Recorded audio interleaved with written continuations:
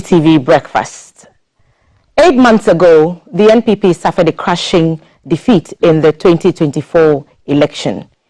Now reforms are underway and the party is eager to return to winning ways. One man says the party needs a clean break from the past. He's calling it service, sacrifice and selflessness. Engineer Kwabena Agyei Agyepong, former NPP Secretary General and a seasoned political insider, has thrown his hat into the ring for the January 2026 NPP presidential primaries. He's eyeing the ultimate prize in Ghana's 2028 election. In this conversation, let's uncover his motivations, his vision, his leadership style, and the challenge he faces as he believes he is the one to restore the NPP's fortune. Expect his usual conduct and strategy and a direct appeal to the party's grassroots in this conversation on GTV Breakfast. Engineer, good morning to you. Welcome good morning, Therma. To Studio One. Well, walking into Studio One, I've had a feeling of nostalgia, goose pimples, because I quite remember on that day in 1987, as a young 25-year-old, I think, to come and host Sports Highlights. And I want to dedicate this day to some of my great friends, Henry Ako, who was the director of sports, George Peters, Moses Japon, Abraham Lai, and many others, you know, to Robertson, who was director of television, and of course my senior Edward Fachi, who I replaced as the host of Sports Highlights. So coming here is like home. I can't believe that it's been so many years. GBC is 90 this year. What message would you have for the current generation of GBC workers or GBC viewers who may not necessarily understand the full extent of GBC's mandate? Well, it's the station of the nation.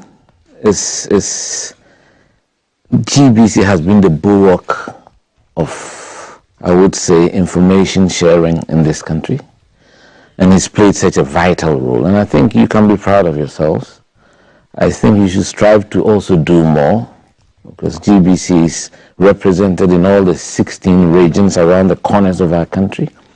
And they've done a lot. I mean, 90 years, congratulations, and I hope I'll be around to come and join it in your celebration of these 90 years. I'm sure you will. There's quite a few programs coming up, one of which had to be postponed. It was originally built for Thursday, now it's going into next week because of the tragedy that we suffered as a nation last Wednesday.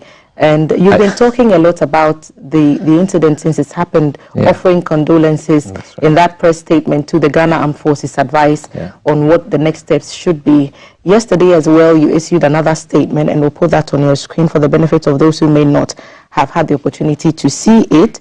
And in that statement, the engineer has written an open letter to esteemed countrymen, and he says in that letter, I'm reading it to you, I write to you today as a Ghanaian citizen deeply unsettled by a pattern that has evolved repeatedly to now threaten the peace and dignity of our democracy. This period of national mourning and deep, sober reflection occasioned by the tragic event of last week somehow provides a wonderful opportunity to develop a political convention anchored by the true consensus of key political actors in our beloved country, Ghana. Time and again, we have witnessed by-elections develop into scenes of fear, aggression, and needless damage to lives and property.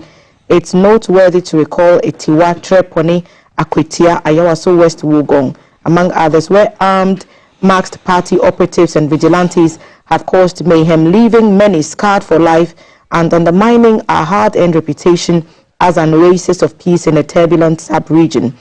There are not distant memories, but part of a disturbing, these are not distant memories, but part of a disturbing recurring cycle typified by the recent July 25 rerun of some polling station elections in Ablekuma North, where we saw the emergence of shocking parallels, state-linked forces, law enforcement hesitation, high-profile targets attacked, and post-violence blame games impeding justice. This can no longer continue while we grow numb. With all due respect, I trust that our democracy should inspire hope rather than the hazards we hold every now and then. Democracy cannot flourish amid fear, violence, and impunity. And the next page of that says, the main appeal.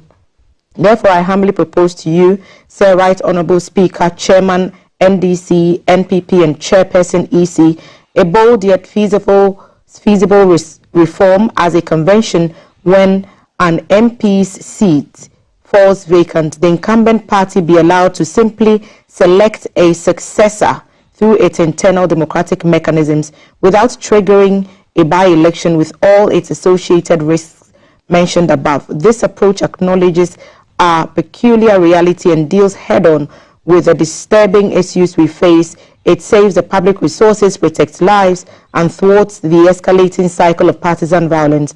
More importantly, it offers us an opportunity to nurture consensus building among political actors. We need to redirect our energies towards peaceful coexistence. Let's elevate this dialogue beyond partisan lines and inspire national consensus. Akwatia and Tamale Central can lead the way. He ends the statement, Ghana is stronger than our worst moments. Our shared cultural roots and aspirations are more than the conflict at polling stations. Political leaders should inspire hope in every rural classroom, every urban market, every unemployed graduate seeking opportunity. Let us prove that our politics can protect democracy, and our generation in particular will not leave it fractured. Let us break this destructive cycle together, not with empty speeches, but with courageous, consensual reform. Our legacy and the future of our people depend on it. With unwavering resolve, yours in the service of God and country, Engineer Kwabena Agyei Agyepong. So this was issued yesterday. Same day, the NPP also issued a statement communicating the party's intent not to contest in that Tamale Central rerun. So it does appear that you may be thinking along the same lines. But what are your thoughts initially, and what prompted this particular action? Well, it's something a view I've expressed before. I think that by-elections have been notorious in this country for creating a lot of confusion, loss of life and property. Of course, when you have all the political forces concentrated in a small geographical space, there's likely to be flashpoints. And 90% of these by-elections have virtually returned the party that runs the seat. And I do believe in the mandate of the 4-year term, and that once we've just had an election, 2024, whoever occupies a seat on a ticket of a political party has been given a mandate for 4 years. And if nothing happens to that person, they will be there for 4 years. I think if then something unfortunate happens, as we've seen with our 2 MPs, then I believe that we can invoke this convention where the stakeholders can agree and say, look, let the party that holds that seat nominate a replacement through their internal process. And we don't need to trigger a whole by-election with all the resources that Electoral Commission needs. And the information I'm picking up from the police, the amount of budget that they've submitted, that they need to go and police the Akwatia by-election, we know it's just an aftermath of Ablekuma North, which we saw some very untidy scenes, and there were all sorts of statements made. Sparks were flying all over the place. So it's a heightened tension, and the amount of police they want to send in there, the food that they will eat, the logistics that they will require, the stipends for them, is all a drain on our already tight financial resources. And so if we can come to a conclusion, like the NPP has said that they don't want to participate in the Tamale Central, and the NDC can do so with Akwatia, it won't change the configuration of Parliament, because already the ruling party is very strong. Adding one more seat or one less seat will not change their strength. And I think it will also give us a quieter society, so we can start building consensus and begin to place our country first. And what does that mean for the established laws of electing members to Parliament? I noticed that you referenced the Right Honourable Speaker in your statement, yes, because we are currently running a first-past-the-post system, where the one who gets the most number of votes at the parliamentary election gets the nomination to go. So then why not get the next person in the chain? Why not get another system? I think that even if it's by one vote, I mean, that is the decision of the constituency. Should the constituency not have the opportunity to make another choice? I think we should learn from what has happened. I'm saying most of the time, the party that has the seat retains it. It hasn't changed significantly. There are a few occasions that there have been exceptions. But I think, especially in this current setting, with this national somber mood, maybe we can work more together, begin to build a consensus, and start a convention. Yes, I know there are laws, and that's why I'm talking about a convention. Once they all agree that this is what we want to do, even before we have a constitutional amendment, we have an agreement in place, and it will save us money, to save limbs and lives and property and agro and everything. So I think it's a no-brainer. It's a no-brainer. I mean, laws are made for us, the countrymen, right now, and we should be dynamic. If we realize the by-elections have been flashpoints, it hasn't helped. I mean, the last one in Agyei Agyepong was led to a whole commission of inquiry because of what happened, you know. Nobody was satisfied with it. So why not learn lessons from it? Why not learn lessons from Agyei Agyepong, West Wuogon, and Ablekuma North, and then apply what the should-be practices are by all the actors involved, whether ruling party, opposition party, followers, and security Why not systems? have a convention, Therma, that, you know, the mandate was for 4 years. If the person hadn't suffered anything, any fatality, the person will be there for 4 years. So that's my personal view. I mean, I've got a lot of responses from the people I've sent them to. These, I hope everybody has seen it. If you've done me a favor by reading it publicly. And it's been very positive. Everybody thinks the way I'm thinking. And I've said this many years ago, I think 15 or so years ago, I mentioned it. Because I don't see the need and the amount of money that we spend on one seat. There are 276 members of parliament. And the structure of it now, it will not make a dent on it. And I think going forward, if we accept this convention, even before we change the constitution, I think most of the players would abide by it, and it will help us. It will reduce the tensions, and then we can save ourselves some money. Even though we've just come into another week, we've carried last week with us here, and you know, our very presence and how we are attired reflects the mood of the nation and the loss that we've collectively come to suffer with the families in the lead. I know that you may have a few words to share. Definitely. In fact, I tried to prevail on your producer to give this a pass today and maybe do it next week, because it's not a very good time to do politics, you know, especially in such a time of somber national reflection. And then me and Asanti, I mean, the loss of Asanti. I mean, it's a big blow. I'm a very traditional person from a royal family, and we have a long line. My great-great-grandmother was also married to Onotumfo, you know, so this is something that has hit me. And the whole country, I mean, these past few weeks, it's been very dark. The great music legend, my good friend, Charles Kujofosu, lost his life, and then this tragedy that took 8 lives, including 4 ministers, and then Asanti Hima as well. So it's been a very difficult last few weeks for this country, a dark period, and perhaps we should learn that we are only human. It brings us all back down to earth, that you can walk out of your house, going to work and not return. So I really feel the pain of the closest family, the wife and kids, because seeing the images of multiple coffins draped in national colors brought me sad memories, because I've been through that many years ago. You know, when you see coffins like that in the state, you know, it brought me memories. So I've been very touched. And apart from the fact that I've worked at the presidency under President Kufuor for close to 6 years, we've been flying with the Ghana Air Force. I have a certain emotional attachment to them. I have many friends there.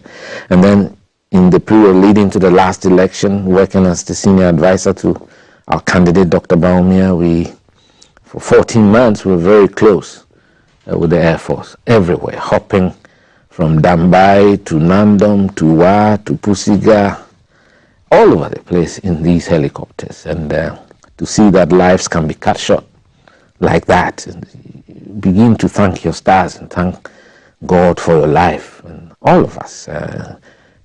Brings a sense of humility, down to earth, that we are merely human and we don't know what happens even in the next minute. And I hope that that tells us something, that we all collectively as a country, we learn something. We begin to fall into that character of all for one, one for all. That we think more in a collegial manner. Think about the other person, And that has been missing in our politics, the strident divisiveness and that we have seen, which has occasioned politics recently. It's something that we should reduce and ensure and feel that political parties are vehicles to serve the public. I mean, governance, the welfare of the ordinary person is the centerpiece of governance, and especially the underprivileged in society. So we have to recognize it. That's why when I talk about a new dawn, I want a new Ghanaian and a new politician. I think it is time for us to recalibrate our thinking of what party politics should stand for and what governance should mean. Exactly what it is: public service. Service to the public, not self. And I think sometimes we Ghanaians ourselves are the worst culprits, because we have become what I call enablers. When people get into positions of power, people quickly go and surround them and enable them to do things that they should not be doing. We lose focus of the big picture, the task as politicians to bring change and development to our people. And then there's a sense of celebration, which I think is overly done. I mean, I've complained numerous times about when people get appointed as ministers and they are going to vetting, and you look behind them, you have a whole retinue of chiefs and people. You don't see that in other developed countries. You go there with maybe a few PAs and one or two close family. We have to get people focused on the big picture, the main reason why you have political power, which is to serve the country and to work hard for the betterment of society, not self-ingratiation. So I think we ourselves as a people, we have to look at what we do, and that's why I'm calling for a new dawn, a new politician, because eventually we are the ones that have the mandate to run the country. Okay, so we have the bigger responsibility to behave properly, to lead by example, not just by mere words, lead by example, and that's why I have always believed in what I call the triple S doctrine of leadership: service, sacrifice, and selflessness. Those are character traits that every politician should have. But twice already you've hit these exact same drums. Yes. With this exact same message, perhaps an updated version in subsequent times. This is the third one. That's right. What's different about you now compared to 2008 and in 2023 when you... It's not so much the difference. The fact that I bring a skill set, or I have certain things, the kind of courage, and my service to this political tradition is a matter of public record, especially at the time when it was difficult. In 1992, as a young 30-year-old on national television, GBC, doing the party political broadcast under military rule. I mean, if you didn't have the courage or the spirit of sacrifice, because I was a young public servant working as a civil engineer with the Ghana Highway Authority under military rule. And they were elders, but I could appreciate they were very scared to be on national television. People had run away from this country, escaped into exile, businesses had been collapsed. So it took a lot of courage and sacrifice for me, a young 30-year-old, to say, okay, I'll offer myself. Again, as you said, I had become a bit of a national celebrity very young because of sports highlights every Monday night. In those days, there was no variety of media channels. It was only GTV here. Also, everybody looks at you. So at that kind of age, I became a bit of a national figure. And to put that goodwill at the service of my political tradition, it wasn't a difficult and easy decision, but I took it because I'm someone who believes in sacrificing for the common good. And I think that, look, at the end of the day, our delegates have to make a choice. And the choices are very clear. It's either they want more of the same, or they want a stark departure, departure to the status quo that we have been used to for the last several years. I think the grassroots are crying for renewal of ourselves, that we need to provide a more polished image of the NPP to the Ghanaian people to restore confidence and trust.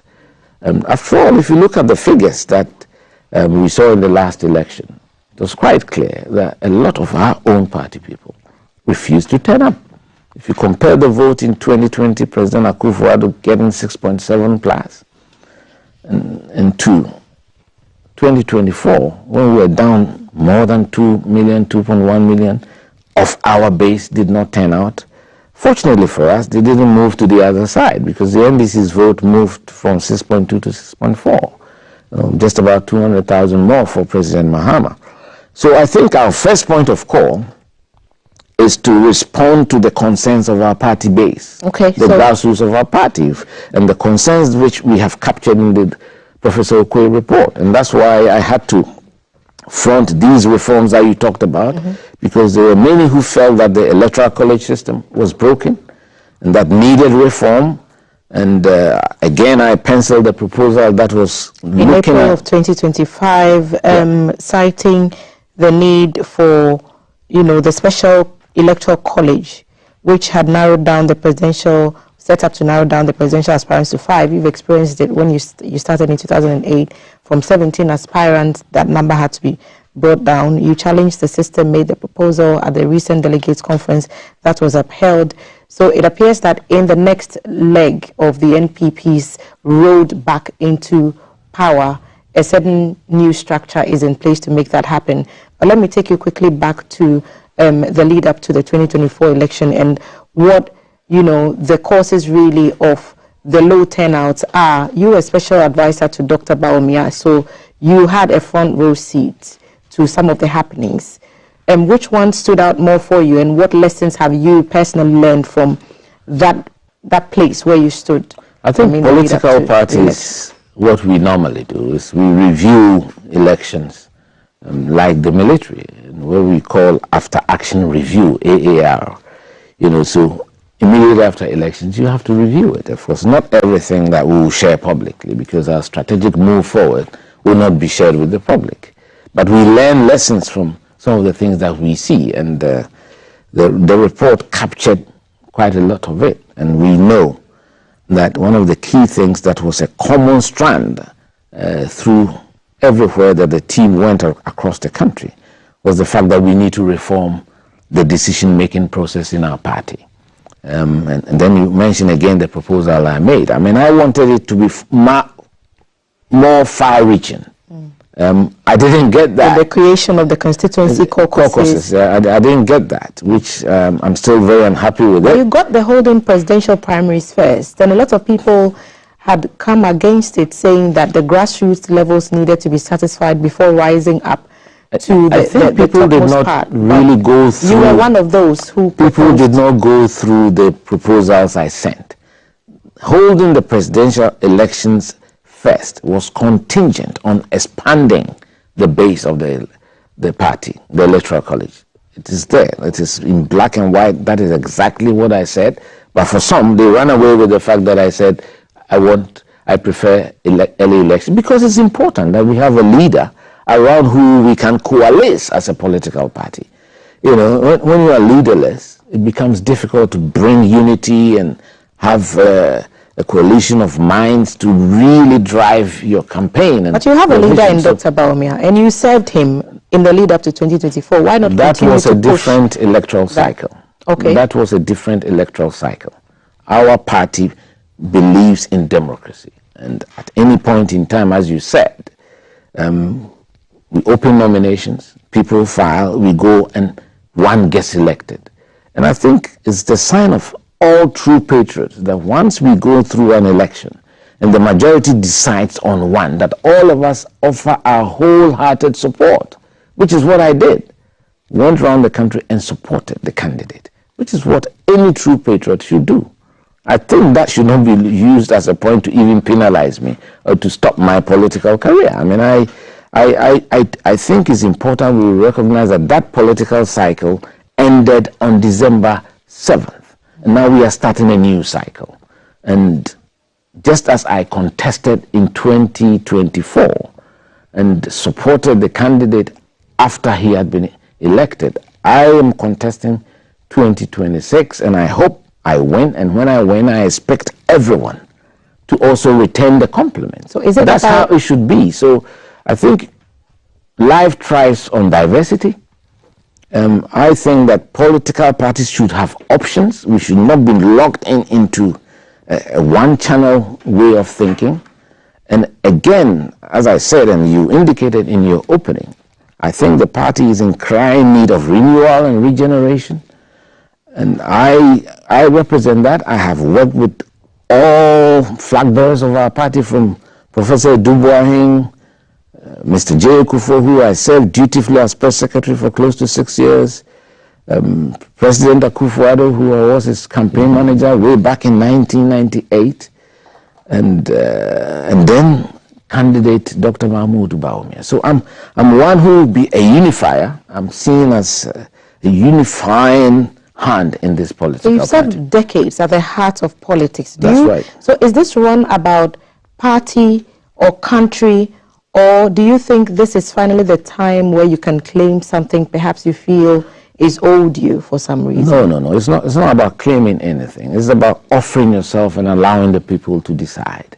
And the people have to look at our strengths and see that at this particular time, this is the best fit, becoming the leader of our party. And I think that I tick those boxes because I've always believed in innovation. As press secretary, everywhere I've worked, I've left a mark, even in this house as GBC, as a sports broadcaster. I think I can be credited for the evolution of modern sports broadcasting, because it was through my innovation that we had our first pre-match discussions and panel discussions. That is something that I brought from my visits to the UK in the 80s. So that innovation, I think, and then even the very first phone call to this studio, that red telephone, and I hope that the GPC has kept that in their archives. That was the first time a call was put into the studio, when I was hosting the sports highlights. So at the end of the day, as press secretary to the president, I introduced the briefings, briefings at the castle. It was a novelty that many people loved. At the end of the day, having the president hold Meet the Press series, working with President Kufo to do that. So everywhere I have been, to the extent that in 2008, the president found it fit to honor me with Order of Volta as an award, and quite recently also, I worked as executive director of the Ghana Institution of Engineering, and a lot of people credit me with reviving that institution, and also in addition to being the executive director of the West African Federation of Engineering Organizations. And then, mind you, I was elected massively in Tamale as General Secretary of the party. And in my short stint as General Secretary, I made sure that all the 275 constituencies as it was then had properly operating accounts. Because I believe in strengthening the party at the base, that all politics is local. And when you have your constituency strong, that is when you can say your party is strong.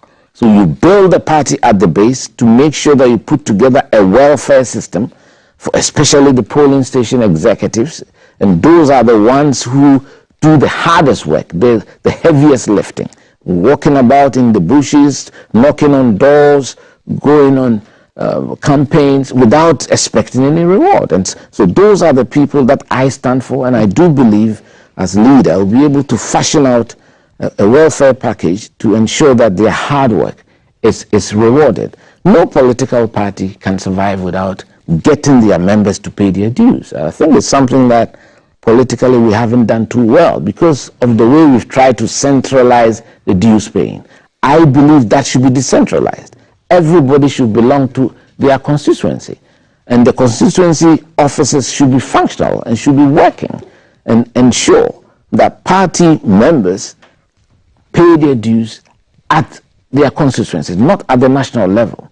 I mean, I'm a Methodist, a devout Methodist, so we pay our tithe at the society. At the society, and the society will take a bit of it, send it to the circuit, and the circuit to the national. You know, so it shouldn't be the other way. You know, so I think all political parties, all constituencies should be strengthened. That is where the elections are fought and won and declared.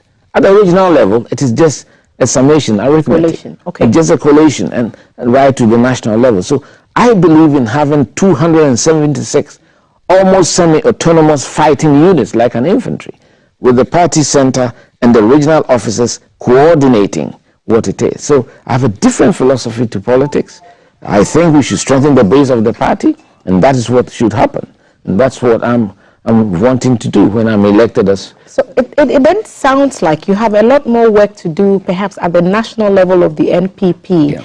If you would care to... I hope you are not going to say the same thing that people have been saying. For that, no, I'm coming at this from the perspective of this is a plan that you cannot execute if you're president of the country, because the country would need you to be the president of the country. That's correct. Then who do you trust to do this job for the party that you've served for so many years? But perhaps it's a conversation for another day. I want to pick your thoughts, because you've carried your own scars from the parties, the suspension and, you know, what happened with you and Mr. Paul Afoko and later Mr. Gregory Afoko and all that. There are people who believe that old wounds cannot heal. You've talked about being unhappy that other key figures in the party looked on and watched what happened to you, but you've also said that you think you are a bridge between the founding fathers and the now members of the political party. You've talked about bringing back key figures like Mr. Honorable Alan Chematin back to the party, Mr. Kwabena Samoa and the rest. On what basis can you make that bold claim? Have you been in any talks with them, using your own experiences as a once scarred member of the party to perhaps offer that olive branch to them? Are you even able to welcome them back to the party? I think what is important is that we should have goodwill, common sense approach and goodwill. And I always believe in being divine, and I thank God for giving what I call the spirit of contentment, and always able to deal with your past. The most important thing is not be imprisoned by it, and that you can always move on and heal your wounds. And I think, as you know, I don't want to go back, but I suffered personal tragedy very early in life at 20 years. But I survived it because I have a positive outlook. And I said at the time I was leaving my job as General Secretary, we had successfully concluded the presidential primary. Candidate Akufo-Addo had won by 93%. We had virtually done the parliamentary primaries. In fact, in one day in June, we conducted 251. You didn't hear a pin drop because of the equity that we approached the parliamentary primaries with. I think that when you provide a fair environment for everyone, then you are likely to get the best result. By the time I was being orchestrated out in December of 2015, we had only about 4 or 5 constituencies left. No wonder in 2016 we won our largest number, 169 seats in Parliament. I think that is down to the preparation that Chairman Afoko, myself and the team put in place. You understand? Nobody can take that away from us. And even on suspension, I contributed, I supported over 100 constituencies quietly with financial resources, and the evidence is there. I mean, it was captured, and the party knows what I did, even when I had been set aside as General Secretary. I didn't turn my back on the party. I love my party, and I believe in rebuilding it. These are even in people 2020, who have walked away. They've severed ties. They've charted a new path. That's right. There's a monarch butterfly. There's a movement for change. The Yellow Army has swarmed campaign grounds and hosted rallies. Doesn't it appear that they are too far gone to be brought back into the fold, for lack of a better expression? I think, Therma, you should look at me, and I can become an example for them, an inspiration for those who feel marginalized in this our political party. And there are many who voted with their feet by not turning up. You know, and I'm an exile and dying in penury, just to be able to bring us where we are. So when I have an opportunity like this with you, I want the younger people to understand that we have traveled a very difficult journey as a country, and that we should hold on to the democracy that we have jealously and guard it and not take it for granted. So I want to tell all those who feel sidelined in the party to use me as an example. In fact, in 2020, at that time I was the executive director of the Ghana Institution of Engineering. When the president called me on phone and invited me to visit him at the villa in the Jubilee House, which I honored that, although I was still on suspension, and he said he wanted me to replay 1998 when I was the leading light in his campaign on his first attempt. I obliged and took a leave of absence from the Institution of Engineering, because that is an apolitical organization. And in fact, after that, I couldn't go back, because I told the board of the institution that you've been too exposed. I've been politically, as though I don't want to taint the organization. So although I hold very strong relations, sideline, who have not been properly treated, who have left our ranks with their supporters to think about coming back. This is the party that you worked hard to build, and you cannot leave it like that. And it's incumbent on us, for generations unborn. It's not only about ourselves, it's for our future generations. And this political party has survived the vagaries of the 67 years of Ghana, because we believed in principle, we believe in virtues, we have values. Okay. It was not fashioned on individuals. And I think right now we've become too individualistic. Our loyalty has to be to the elephant, and through that to the elected flag bearer. And so whoever gets elected as flag bearer should deserve and earn all the respect of everyone around the party, so that we can work in unison as one and expect the Ghanaian people to return us to power in 2029. In addition to you, there are other towering figures standing on the elephant, looking into Jubilee House, hoping to find a way in there. Former Vice President whom you've served is on the bill. Former MP Kwabena Agyepong is on there. Mr. Kwabena Agyei Agyepong has also thrown his hat in the ring. The former Education Minister, Dr. Educhum, and more names. I don't know for now, but more names are likely to drop in this race. I know Kwabena Agyei Agyepong has picked the form. I know I've picked the nomination form. I don't know about we're waiting for the others. So, okay. But according to what we've heard across media, what qualities set you apart from them then? But I've told you, the courage that I've shown, from 1992, the fact that I've worked with all the leaders of our party, the fact that people see me as a unifier and as a grassroots campaigner who has deep roots in this party, who has the institutional memory, having worked with Darocha, Professor Dubois, all the elders of our party, A.K. Deku and Amasimeku and the rest. These are titans of our political How do you intend to win over delegates who may loyalty or allegiances to some of these other contestants and aspirants? Exactly what I'm telling them. Their first loyalty has to be to the party, not to an individual. Because the party is bigger than any individual. Dubois was the candidate, he's gone. J. Kufuor became president, he's gone. And now Akufo-Addo became president, he's gone. So it's the NPP that survives. So it is the NPP that we should work hard to protect. And should present a better version of ourselves to Ghanaians and make ourselves attractive and earn the respect of intelligentsia, of business, of the masses.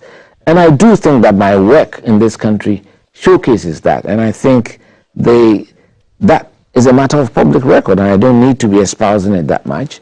And so I'm very confident that once we go around the country and we interface with the delegates and speak to them, I'm confident of my chances of winning this election. What's your vision? My vision is to change this country profoundly, to have a country that is strong economically, socially cohesive, and to have our national interest paramount. The issue about patriotism, that every Ghanaian can put their hand on their heart and be able to work for the good of our country, is very important. That's how we change, to enforce law and order. At the last count, I had what I call the 6-point plan, because in Ghana, we don't enforce laws at all. Our built environment, as a civil engineer, as a technical person, I work with the professionals of the built environment to regenerate our urban spaces. The way we live is not the best, okay? And also to renew our rural areas. It's very important to ensure that the society, the ecosystem is planned properly, to have all the elements that are required to have an ecosystem that survives. And so that it will be environmentally friendly and sustainable. We won't cut down our trees recklessly. And society has to be planned. I mean, in Ghana, you forget about what we call planning permission. All you hear is building permits. But an area should be declared a planned area before any development is allowed to take place. And I think the bastardization or the balkanization of the assemblies hasn't helped. We started with 110 districts. Now we are almost coterminous with the constituencies. And I have never believed in that, because the assemblies are the frontline service providers. They are the ones who work directly with the communities. And if the assembly system is not strong, we haven't devolved power enough, because most of the functions of the assemblies is civil engineering related. It's either it's housing, it's roads, it's water distribution, it's electrical distribution, and it's planning. So if we don't put a lot into how we plan the human settlements, then we will not have livable cities. And that's what is happening here. And so as a civil engineer, who's also an environmental engineer, that's where I did my postgraduate at the University of Surrey in the UK, water and environmental engineering. That's my passion. I'm very green, you know. So I believe in having a harmonious society where laws are enforced. I mean, you look around the country now, and there's a chaotic assembly of even outdoor advertising that sometimes can become a risk to drivers, you understand. So all these things have to be properly enforced. We have all the laws, it's just simply not enforced, and people are not penalized when they fall foul of the law. So you need a strong president who has the energy levels that I do have, who has the vision, who is results oriented, and who will chase progress. And as I've always said, to have a lean government that works with purpose. So we need to create a competent state, a state that delivers to the satisfaction of our people. And I'm all about that. Competence, courage, compassion, and empathy. Competence, courage, compassion, empathy. The what is clear. It's the how sometimes that we find a differing in opinions. Because if you look at all messages that we've heard across campaign platforms, it appears that what is needed is for the life of the Ghanaian to be better than it has ever been. It's the route to that vision that sometimes differs. What different path would you take that would set you apart from your other competitors within the party at this level, perhaps your other competitors outside of the party, if you should get the nod? It's not so much that. See, the emphasis has to be on the delegates deciding what is best for them. What candidate can best represent their interest and give them what I call a dog's chance of winning 2028. Whether it was by divine intervention or by destiny. I wasn't a part of the last 8 years. The last 8 years were pretty difficult for Ghanaians. And we all know about the debt exchange program and, of course, the global downturn economically, COVID and other things that impacted on all nations around the world and definitely in Ghana, you understand. So I would say people know I was not at the table at the time, you understand. And they are prepared to give me a pass on that. They think that we need somebody who's entirely different from what they've been used to for the last several years.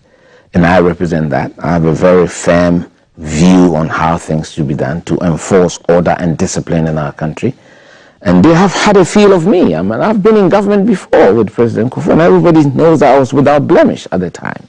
So they can trust me to fight corruption. I'm not someone who built my real estate by being press secretary to the president. I didn't do so. And what I have is what I'd earned through my sweat as a civil engineering consultant. And yes, wealth is good to create wealth, but I'm one who ensure that the national purse that public procurement has value for money for this country. I mean, in this country, we build one of the most expensive roads in the world, but never lasts even 5 years. So these are things I will look at and make sure we get to the bottom of it, you know, because that's my area of technical expertise. And so people know what I've done.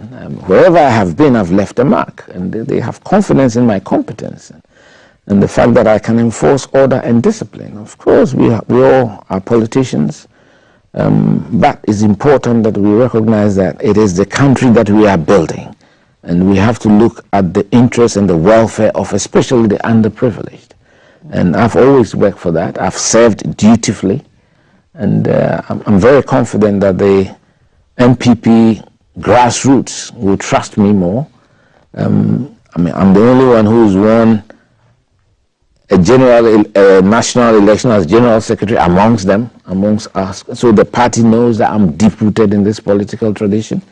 They want somebody who sees them, can identify them by name, because I've been there with them from 1992. So I'm very confident in that. But if the 2023 bid was unsuccessful, what do you say to the grassroots today to let them reconsider the choice that they would have to make as the NPP goes into because now we need a strong character who would rejuvenate the base of our party. And I have the vitality, the energy, the record to be able to do so. And the vision and the drive to chase progress, and I'm results-oriented, never mind the fact that I have an engineering background, and engineers are very meticulous in the way we do things, and we believe in delivering results, not so much the route to getting the result, but it's important that we are results-oriented, and I would ensure that we read the Route Act to those who should have it to make sure that Ghanaians get the benefit of what we have to do as leaders of our party and our government. What do you want the people who have the power to make the decision to know about what you bring to the table and your message to the rank and file of the NPP? First and foremost, I think it's important that together we should have a united party. And the party is more important than any individual. That is what I want the party people to know. That we should go back to our noble roots. The spirit of dedication, of voluntarism, of working hard for our common good. And they know that I'm an example, a true example of a patriot who's been loyal to the party throughout, in spite of all the difficulties I've been through. You understand? So, and then the competence I've shown during my work, whether as a civil engineer, my work as press secretary to the president, and my work as general secretary, delivered us the best result we've seen in the Fourth Republic. So I think I bring all these skill sets, and I'm not seen as stridently divisive. You know, I'm someone independent. Some say too independent. I think it's important that we rebuild a new politician that can sometimes even criticize ourselves with respect, in dignity, with tact, and someone who has emotional intelligence, you know, is not liable to outbursts, that kind of foul language, you know, because we need to lead society. We need to leave something for the generations unborn. And that is what my life has been about. And in all humility, many people think that my time as press secretary was perhaps the best in the Fourth Republic because of the way I carried myself, because of the way I communicated with the media, whether it was at the airport returning from a foreign trip, or leaving, or at the castle when we were doing press briefings, or during the Meet the Press series that President Kufuor used to have. You know, so I have a lot of innovations that I think I'll bring to bear on our party. Again, I say the welfare of the grassroots, very important, the recognition that they deserve, and today the former executives are going to vote. They are part of the Electoral College because of the advocacy that I led. And I would have wished that all the former polling stations would be voting so that we'll have a larger Electoral College. Because I believe it brings inclusivity, it enhances the sense of belonging, and it makes people work even harder for the political party. So these are values that I have espoused, and I continue. I've been consistent in the things I've said over the last 30 years, and people believe in what I stand for, the philosophy of what I stand for. And that's why I'm getting so much support from the rank and file of the party. Thank you for sitting with us today. Therma, it's a pleasure. It's a pleasure coming back to my home, which is the Ghana Broadcasting Corporation Television Studios, Studio One. We wish you well in these endeavors, and I'm sure we'll have the opportunity to have another sit down. Thank you very much. It's a pleasure. We appreciate the time. Thank you. Engineer Kwabena Agyei Agyepong leaves us with a clear call for a new dawn in both his party, the NPP, and the nation, anchored on service, sacrifice, and selflessness. So whether his vision and reforms can win the hearts of his party's grassroots and overcome the criticisms they've sparked will be for the NPP to decide. But one thing is certain, his voice remains firm in the national conversation on leadership and governance. And if you're with the NPP, this is a strong contender who has come to you with his bid for January 2026 ahead of December 2028. Engineer Kwabena Agyei Agyepong has been our guest on GTV Breakfast. We'll take a quick break. When we return, the show continues.